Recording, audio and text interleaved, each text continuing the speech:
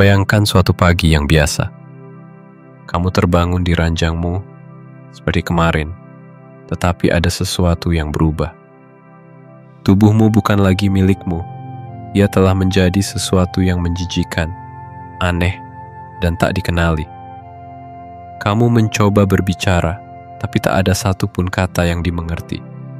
Keluargamu memandangmu dengan jijik, atasanmu melarikan diri, dan perlahan semua orang berhenti menyebut namamu.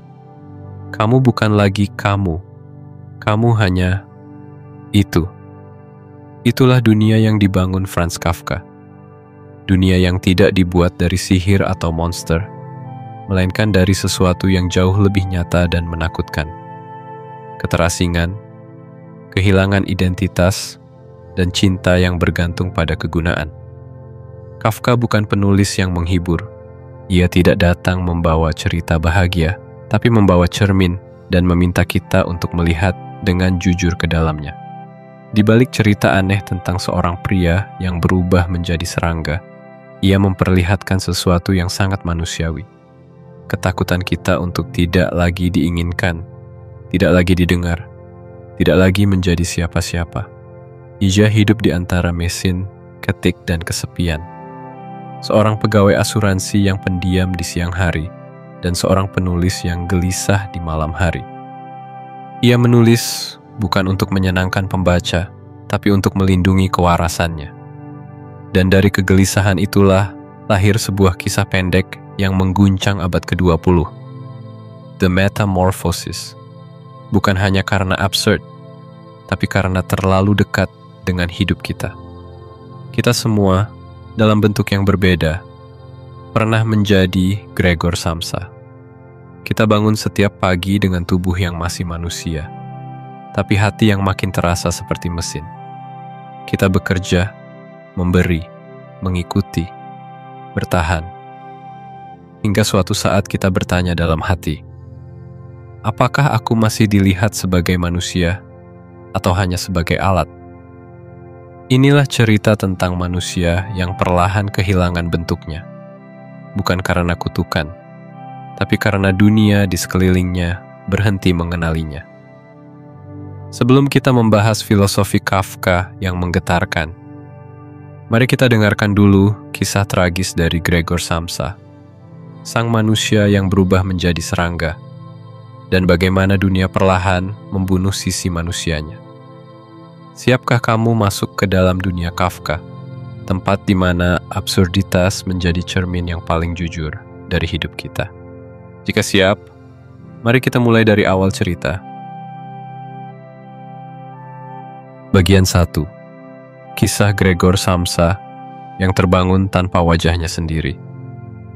Pada suatu pagi yang tampak biasa, Gregor Samsa terbangun dari tidur gelisahnya. Tapi pagi itu tidak lagi seperti hari-hari sebelumnya. Tubuhnya berubah. Bukan lelah karena pekerjaan, bukan pegal karena tidur miring, tapi benar-benar berubah. Ia bukan lagi manusia. Tubuhnya kini keras seperti perisai, lengannya kecil dan berjumlah banyak, dan punggungnya menggembung, melengkung aneh seperti cangkang. Ia telah menjadi serangga raksasa. Tapi yang lebih aneh lagi, Gregor tidak panik. Ia hanya memikirkan satu hal. Bagaimana aku akan berangkat kerja hari ini? Inilah awal dari absurditas Kafka. Di saat yang seharusnya menimbulkan kepanikan dan pertanyaan eksistensial, Gregor justru mengkhawatirkan keterlambatan. Bahkan dalam wujud menjijikan, pikirannya tetap terjebak dalam rutinitas, tanggung jawab, pekerjaan, dan tekanan. Gregor bukan pemalas. Ia seorang pekerja keras. Ia menjadi tulang punggung keluarga setelah ayahnya bangkrut. Ia membayar utang keluarganya, membiayai adik perempuannya, dan menahan rasa lelah setiap hari demi memastikan semuanya tetap berjalan. Tapi tak seorang pun dalam keluarga itu benar-benar tahu siapa Gregor. Ia seperti mesin yang selalu menyala, tetapi tak pernah dilihat. Saat Gregor tidak turun untuk sarapan, keluarganya mulai khawatir. Ketukan di pintu terdengar. Sang ayah, ibu, dan adik perempuannya, Grete, berdiri di luar kamarnya. Mereka bertanya-tanya, lalu mulai mengetuk lebih keras. Tak lama, manajer dari kantornya juga datang, memarahi dari luar, mengancam Gregor karena bolos tanpa izin. Gregor mencoba menjawab, tapi suara yang keluar dari mulutnya hanyalah desisan. Ia ingin berkata, "Aku sakit," tapi yang terdengar hanya suara serangga yang menyayat. Akhirnya, dengan perjuangan menyedihkan, Gregor berhasil membuka pintu. Dan saat tubuhnya yang besar dan tak manusiawi muncul dari balik kusen, dunia runtuh. Sang manajer melarikan diri ketakutan. Ibunya pingsan. Ayahnya marah besar. Bukan karena anaknya telah berubah menjadi monster, tapi karena Gregor sekarang tak bisa bekerja lagi. Hari demi hari berlalu. Gregor dikurung dalam kamarnya. Ia mulai menyukai tempat gelap, merangkak di dinding, dan menyembunyikan dirinya di balik perabotan. Ia tidak lagi makan makanan manusia. Ia mulai kehilangan selera terhadap segala hal yang dulu ia kenal. Tapi rasa kehilangan terbesar bukan pada makanan atau tubuh manusia, melainkan hilangnya hubungan. Pada awalnya, Grete masih membawakan makanan, masih membersihkan kamar. Tapi lama-lama, rasa iba berubah menjadi jijik. Ia masuk dengan cepat, meletakkan makanan, lalu pergi tanpa kata. Gregor menjadi beban. Ia adalah aib yang harus disembunyikan dari tamu. Dan pada suatu malam, Gregor diam-diam mendengarkan pembicaraan keluarganya. Ia mendengar suara adiknya berkata, "Kita harus menyingkirkan itu. Kalau itu benar-benar Gregor, ia pasti sudah pergi dengan sukarela demi tidak merepotkan kita. Bukan dia, tapi itu." Dalam satu kata, Gregor tidak lagi dianggap sebagai manusia. Ia adalah barang yang tak lagi memiliki nama. Dan seperti daun yang gugur pelan-pelan, Gregor kehilangan segalanya. Keluarganya, suaranya, martabatnya, hingga sisa-sisa kesadarannya sebagai manusia. Ia berhenti makan. Ia berhenti bergerak. Dan suatu pagi yang dingin, Gregor Samsa mati dalam keheningan. Tanpa upacara, tanpa air mata. Ketika pelayan menemukan tubuh Gregor, keluarganya merasa lega. Tak ada kesedihan, tak ada ratapan. Justru hari itu, mereka pergi jalan-jalan ke taman, membicarakan masa depan. Seolah Gregor tak pernah ada. Seolah semuanya hanya debu yang harus dibersihkan dari lantai. Begitulah Kafka menutup kisah ini, bukan dengan teriakan, tapi dengan sunyi. Dengan keluarga yang melanjutkan hidup tanpa pernah menoleh ke belakang. Dengan dunia yang berputar tanpa memberi ruang untuk kehilangan.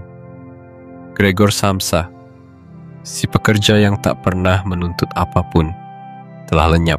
Dan dunia hanya menarik napas lega dan melangkah pergi.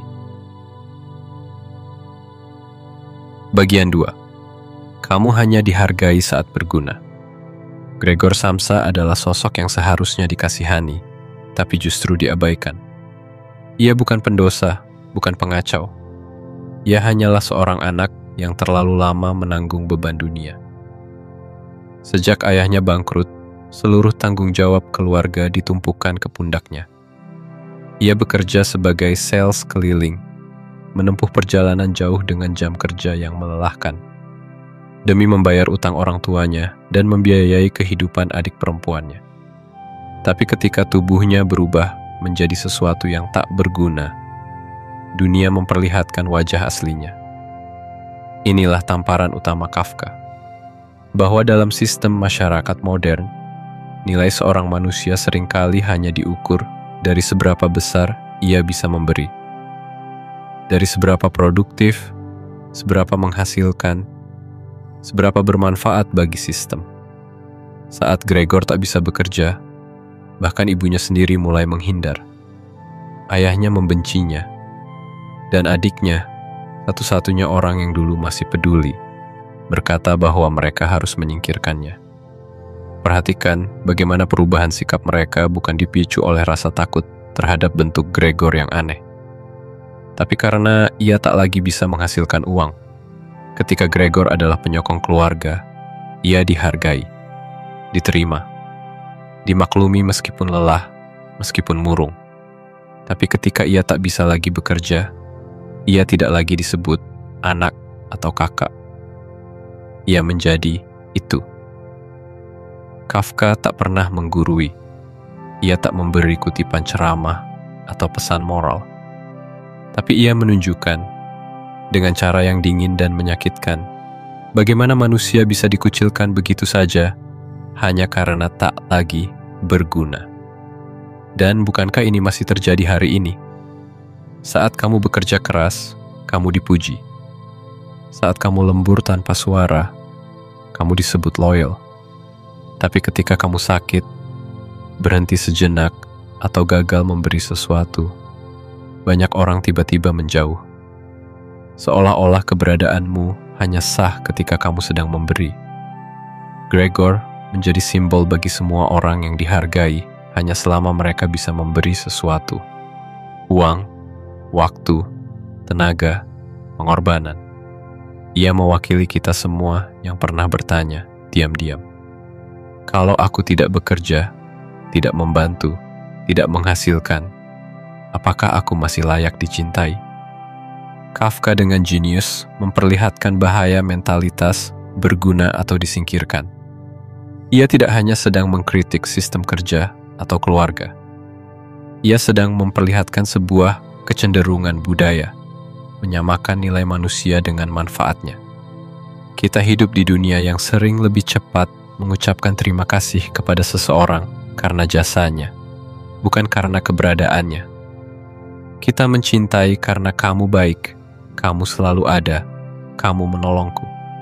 Tapi jarang sekali ada cinta yang berkata, aku mencintaimu karena kamu adalah kamu. Kafka mengajak kita bertanya, dengan cara yang sunyi namun mengguncang, apakah aku masih manusia jika aku tidak bisa memberi apa-apa? Apakah cinta yang kuterima akan tetap ada jika semua jasaku berhenti? Apakah aku hanya seonggok tubuh yang dihitung dari produktivitas?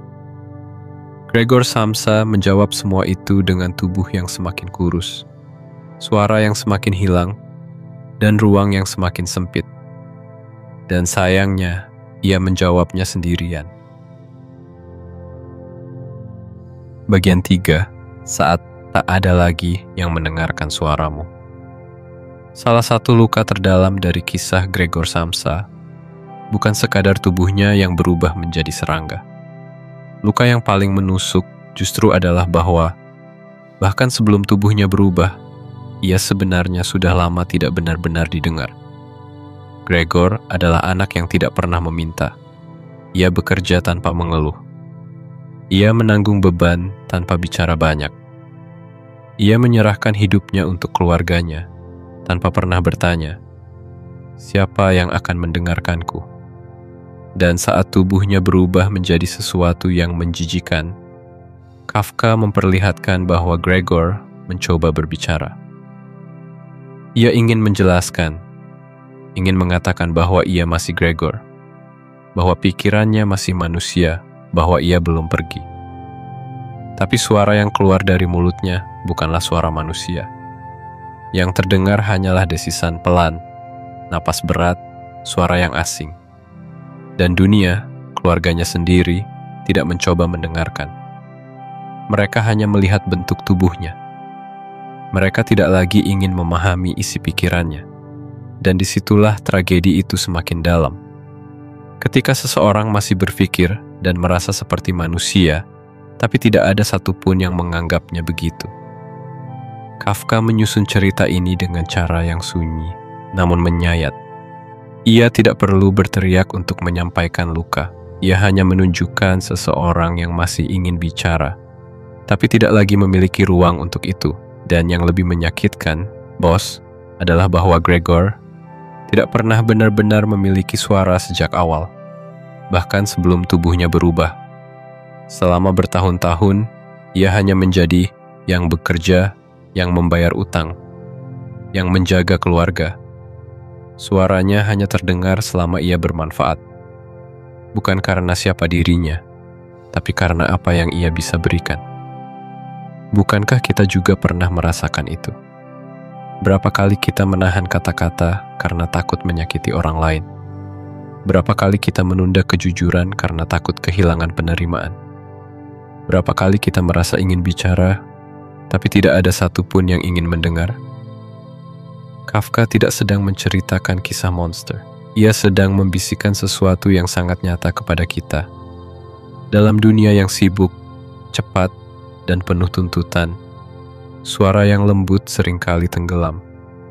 Dan manusia yang tidak lagi bermanfaat, pelan-pelan tak dianggap ada. Gregor kehilangan kemampuannya untuk berbicara. Tapi kehilangan itu hanyalah lambang dari sesuatu yang lebih besar, kehilangan tempat untuk didengar. Ia pernah berkata lewat pikirannya, "Aku ingin bicara, aku ingin menjelaskan." Tapi tak ada yang benar-benar mencoba mengerti. Dunia tak punya waktu untuk memahami suara yang berbeda. Suara yang pelan, suara yang sedang kesakitan. Dan dalam diam itu, Gregor perlahan mulai menghilang. Bukan hanya dari pandangan orang lain, tapi juga dari dirinya sendiri. Ia tetap punya hati, ia tetap punya ingatan, tapi tak ada lagi ruang untuk itu. Dunia sudah menutup pintu dan jendela. Ia hanya tinggal di sudut gelap kamar, menanti tubuhnya berhenti bergerak. Kafka tidak menyalahkan siapapun. Ia tidak menunjuk jari, tapi ia memperlihatkan sesuatu yang sangat jujur. Jika suara kita hanya didengar saat kita berguna, lalu di mana letak nilai kemanusiaan kita sebenarnya? Gregor Samsa adalah simbol bagi semua orang yang pernah bicara tapi tidak didengar. Yang pernah jujur tapi dianggap aneh. Yang pernah menangis dalam hati tapi tetap dipaksa tersenyum. Ia adalah kita di waktu-waktu paling sunyi. Saat tak ada lagi yang bertanya, "Apa yang kamu rasakan?" Bagian 4. Jangan mati sebelum hidup. Setelah Gregor Samsa dikurung di dalam kamar, hidupnya tampak seperti telah selesai. Tidak ada lagi dunia luar, tidak ada suara manusia, tidak ada interaksi kecuali tatapan jijik dari ayahnya atau langkah cepat adiknya yang tak lagi mau berlama-lama di ruangan itu. Tapi di balik sunyi yang menyesakkan itu, Kafka mengajak kita melihat lebih dalam, bahwa justru di dalam kesunyian itu, Gregor perlahan mulai menjadi dirinya sendiri. Awalnya, kamar itu terasa seperti penjara. Ruang sempit dengan pintu tertutup dan jendela yang hanya sedikit dibuka. Tapi lama-lama, ruang itu menjadi tempat paling jujur yang pernah ia miliki. Untuk pertama kalinya dalam hidupnya, Gregor tidak perlu berpura-pura. Ia tidak sedang menjadi anak sulung yang kuat, tidak sedang menjadi pekerja yang taat, tidak sedang menjadi tulang punggung keluarga. Ia hanya ada. Kafka menulis bahwa Gregor menghabiskan waktu dengan merangkak di dinding, bersembunyi di bawah sofa, menatap langit-langit yang retak, dan mendengarkan dunia di luar yang terus berjalan tanpa dirinya. Dan di sana, dalam gelap yang menenangkan itu, kita melihat bahwa Gregor, meski tubuhnya telah berubah sepenuhnya, masih menyimpan hati yang utuh. Ia masih mengingat musik yang ia cintai. Ia masih mengenang adiknya. Ia masih punya perasaan, pengharapan, bahkan ketulusan untuk tidak merepotkan siapapun. Tragis bukan? Saat ia tak lagi dianggap manusia, justru disitulah sisi paling manusiawinya muncul. Ia tak lagi bicara, tapi ia mulai merasa. Ia tak lagi bekerja, tapi ia mulai mengamati. Ia tak lagi bisa menyenangkan siapapun, tapi ia mulai mendengar suara batinnya sendiri. Kafka tidak sedang meromantisasi keterasingan. Ia tidak berkata bahwa kesepian itu indah, tapi ia menunjukkan bahwa di dalam ruang yang sempit dan sunyi, kita bisa mulai mengenali siapa kita sebenarnya. Setelah dunia berhenti memberitahu kita siapa yang seharusnya kita jadi. Kamar Gregor bukan hanya ruang fisik, ia adalah lambang dari dunia batin. Buah ruang kecil di dalam setiap dari kita, tempat di mana kebenaran paling jujur tinggal. Tempat yang sering kita tinggalkan karena terlalu sibuk menjadi seperti yang diinginkan orang lain. Berapa banyak dari kita yang pernah merasa seperti Gregor? Kita hidup, tapi tak benar-benar hadir. Kita tersenyum, tapi di dalam hati hampa. Kita bekerja, tapi perlahan kehilangan arah. Kita terus berjalan, tapi lupa apa tujuan langkah kita, dan pada akhirnya, tanpa sadar, kita bisa mati. Meski tubuh masih hidup, mati secara batin. Mati secara perlahan. Mati karena kehilangan makna. Kafka memberi kita pesan lembut namun tajam. Jangan menunggu sampai kamu dikurung dunia untuk mulai mendengarkan dirimu sendiri. Jangan menanti saat semua orang pergi, baru kamu bertanya, siapa aku sebenarnya? Gregor akhirnya mati dalam kesunyian. Tapi kematiannya bukan hanya karena tubuhnya yang melemah. Ia mati karena dunia di sekitarnya telah berhenti mengenalnya. Karena ia sendiri pun tak lagi punya alasan untuk tetap hidup. Dan di hari kematiannya, keluarganya melanjutkan hidup. Mereka berjalan-jalan, berbicara tentang masa depan, dan menikmati matahari yang hangat.